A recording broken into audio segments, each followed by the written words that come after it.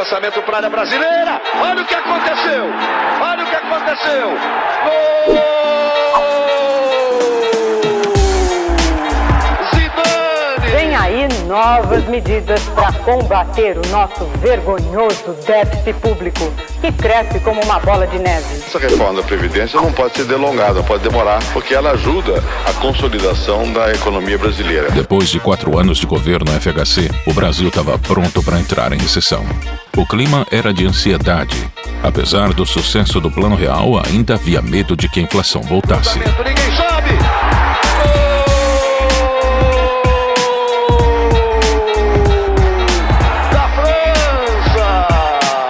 A batalha não seria entre candidatos, mas entre a crise e o real. A população ia eleger o candidato que passasse credibilidade e capacidade de lidar com a recessão. No dia 4 de outubro de 1998, o Brasil decidiria mais uma vez entre os dois mesmos números da última eleição: o 13 de Lula ou o 45 de Fernando Henrique.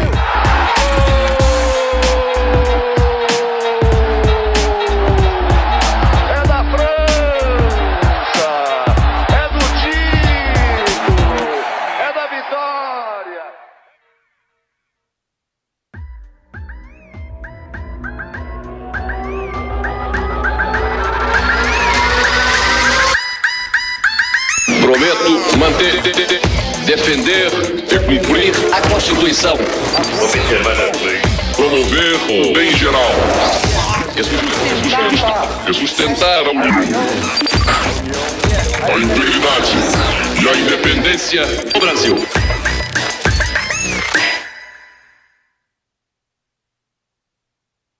A declaração é do presidente Fernando Henrique Cardoso e foi feita no primeiro dia da visita dele à Suíça. Ele se encontra com empresários e banqueiros para atrair novos investimentos. O principal compromisso do presidente será o Fórum Econômico Mundial na cidade de Davos. Durante os 4 anos do governo de Fernando Henrique, a inflação foi controlada. Empresas de outros países investiam no Brasil e estatais foram privatizadas. Apesar da confiança no real ser baixa, o Brasil parecia estar respirando. O presidente Fernando Henrique fala com otimismo sobre o futuro. Diz que o país está conseguindo driblar os efeitos da crise da Ásia. Entretanto, essa prosperidade era artificial. Para controlar a inflação, Fernando Henrique prometeu conter os gastos do governo, mas não cumpriu. Gastou mais do que poderia e endividou o Estado brasileiro. O resultado dessa brincadeira foi o aumento de real circulando na economia. A partir daí, a FHC tentou controlar a inflação através do câmbio, forçando uma igualdade entre o preço do real e do dólar. Só que para manter essa igualdade, ele precisava vender dólares, e para vender dólares era preciso ter uma reserva da moeda americana no Banco Central. Essa reserva de dólares era a chave para a estabilidade econômica. Queimar as reservas mantinha o real estável e garantia a confiança dos brasileiros. Mas manter essas reservas também era importante para que os investidores estrangeiros e seus dólares permanecessem no país. No meio de toda essa instabilidade, a situação econômica brasileira foi agravada pelas crises mexicana, asiática e russa. O problema, segundo os analistas, é que o olho do furacão está na Rússia e na Ásia, mas os investidores estrangeiros parecem enxergar a instabilidade no Brasil com os mesmos olhos que examinam a fragilidade econômica da Rússia e da Ásia. E era nessa crise que PT e PSDB disputariam a presidência do país.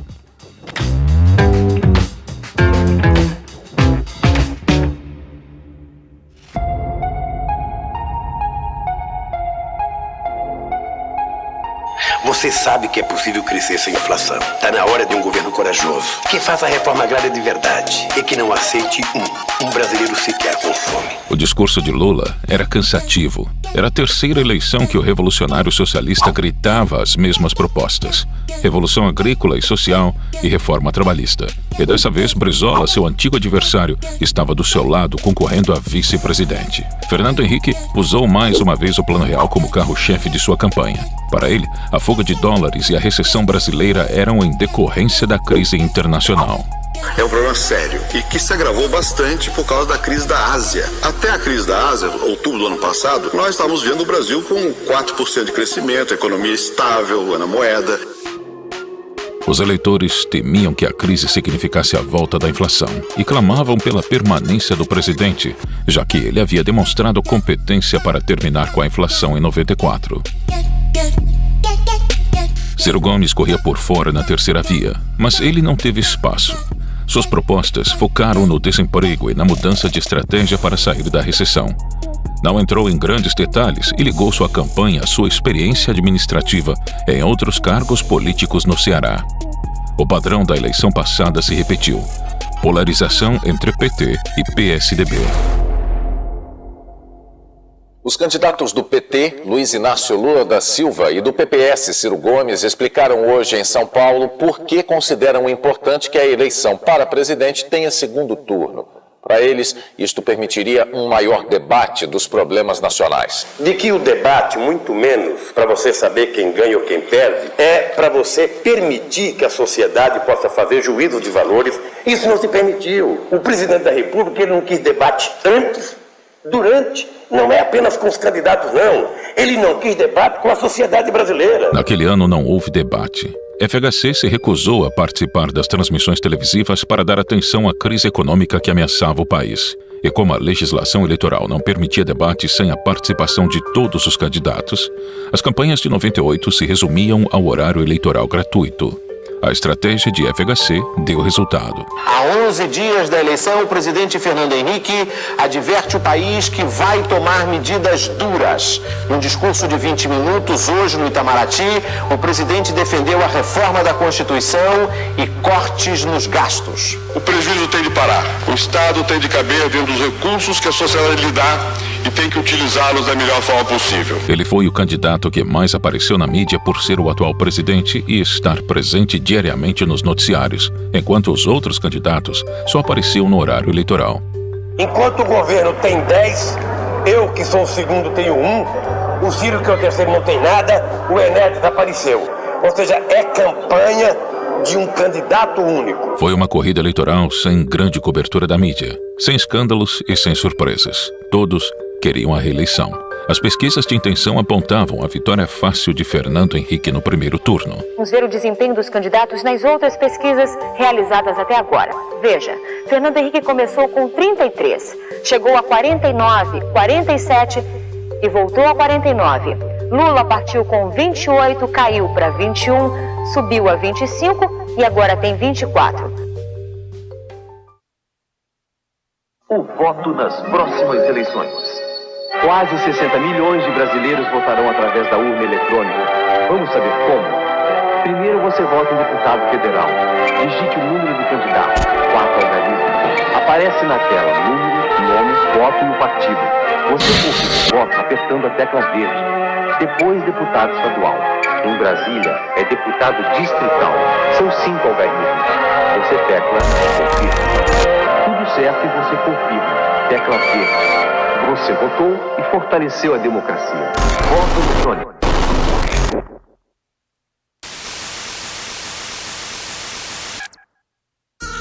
O eleitor que reelegeu Fernando Henrique, com mais de 53% dos votos, não apareceu para a posse. Ao pé da rampa do Congresso, o presidente e o vice são recebidos pelos presidentes do Senado, Antônio Carlos Magalhães, e da Câmara, Michel Temer. Fernando Henrique entra no plenário da Câmara sob aplausos. No dia da primeira eleição feita com urnas eletrônicas, o favoritismo se confirmou. O presidente Fernando Henrique se reelegeu no primeiro turno com 53% dos votos. Lula recebeu 31% e Ciro 10%. Observar as leis, promover o bem geral do povo brasileiro, sustentar a união, a integridade e a independência do Brasil. Duas condições foram fundamentais para a vitória de FHC: o sucesso do real e a fraqueza e a descredibilidade do seu principal oponente. Em janeiro de 99, FHC desistiu de igualar o real ao dólar e a moeda nacional foi radicalmente desvalorizada. O ministro da Fazenda passou o dia reunido com a equipe econômica. Numa entrevista ao Jornal Nacional, Pedro Malan disse que o nervosismo do mercado é exagerado, mas reconheceu que uma das medidas tomadas para proteger o real não deu certo. Em maio de 99, o PT iniciou uma campanha para derrubar FHC. As tentativas de golpe aconteceram com 13 pedidos de impeachment ao Congresso. De crime de responsabilidade contra o presidente da República. O regimento autoriza o recurso ao plenário para que a Câmara delibere. Está iniciada a votação.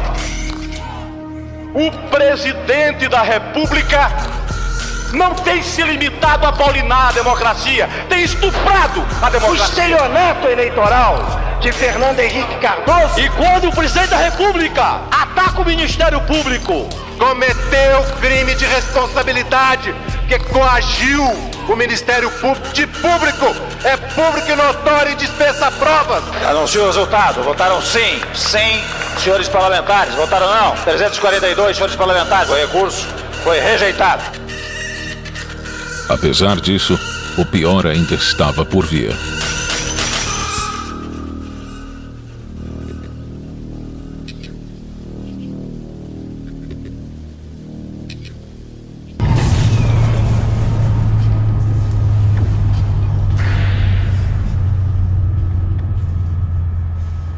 Na noite de quinta-feira do dia 11 de março de 1999, mais de 50 milhões de pessoas ficaram sem luz. Um problema na estação de Furnas, em Bauru, cortou a energia elétrica por 40 minutos nos estados de São Paulo, do Rio de Janeiro, Espírito Santo, Paraná, Santa Catarina, Rio Grande do Sul, Mato Grosso do Sul, Goiás, Minas Gerais e Acre, além do Distrito Federal. Até o Paraguai foi afetado. A hipótese de o problema ter sido provocado por um raio foi afastada depois de 6 meses de investigação. O blackout ocorreu por falhas no Operador Nacional do Sistema Elétrico, ONS. A falta de investimento no setor de energia obrigou a FHC a criar uma campanha de racionamento em 2001. O risco de novos apagões ameaçava o Brasil. Com esses números, o mês de julho não vai haver apagão. E se continuar assim, vamos superar essa crise sem nenhum apagão. Além da economia de energia, uma outra preocupação é com o nível dos reservatórios. De acordo com a Câmara de Gestão da Crise de Energia, o nível está um pouco acima do esperado pelo governo. E eu quero mesmo anunciar, em 2002, que nós superamos para sempre essa crise. Porque nós continuamos construindo, melhorando a nossa capacidade de produzir energia. Então vamos superar de uma vez por todas. Mas mesmo assim, no dia 21 de janeiro de 2002, o novo blackout atingiu 10 estados brasileiros. 1h35 da tarde, o começo de um dia de caos em São Paulo. As estações ficaram às escuras, os trens da CPTM e os trólebus também pararam. Resultado, fila para conseguir um ônibus. Com os semáforos apagados, o blackout provocou confusão também no trânsito. As linhas do metrô e da Companhia Paulista de Trens Metropolitanos ficaram interrompidas. A Avenida Paulista, centro financeiro da cidade, ficou congestionada. Luz de velas também no aeroporto de Congonhas, onde os avisos luminosos foram substituídos por papel. Em São Paulo, a queda foi mostrada ao vivo pelo jornal Hoje, que estava no ar. Temos um problema técnico aqui nos nossos estúdios. Em Vitória, Espírito Santo, a falta de sinais provocou acidentes num cruzamento. 3 pessoas ficaram feridas. Em Campo Grande, Mato Grosso do Sul, acidentes em vários cruzamentos. No Rio de Janeiro, o engarrafamento atingiu de uma ponta a outra a Avenida Presidente Vargas, no centro da cidade. Houve tumulto na saída do metrô. As estações foram fechadas. Nós saímos pelo trilho, estão pulando a porta do trem pelos trilhos. Com a falta de luz, muita gente ficou presa no elevador. Nesse prédio aqui, uma senhora está há mais de 1 hora aguardando a operação dos bombeiros. Segundo a direção da usina de Itaipu, o problema não foi na geração de energia, mas na transmissão. 13 das 18 turbinas pararam de produzir automaticamente. Um caos total, né? Caos total.